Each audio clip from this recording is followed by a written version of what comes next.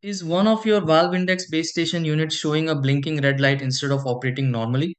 Many VR users notice this indicator when launching their setup, only to find that tracking performance is unavailable or one side of the play area isn't being detected. Although the red light can seem alarming, it doesn't always mean the hardware is permanently damaged. In many situations, a valve index base station blinking red issue can be related to power interruptions, firmware problems, or temporary communication errors. Before replacing the unit or making random changes, these are the steps you can try to fix this and restore proper tracking functionality. 1. Disconnect the base station from power and wait for a short period. 2. Plug it back in and confirm that the power adapter is firmly connected. 3. Restart SteamVR and check whether the base station is detected. 4.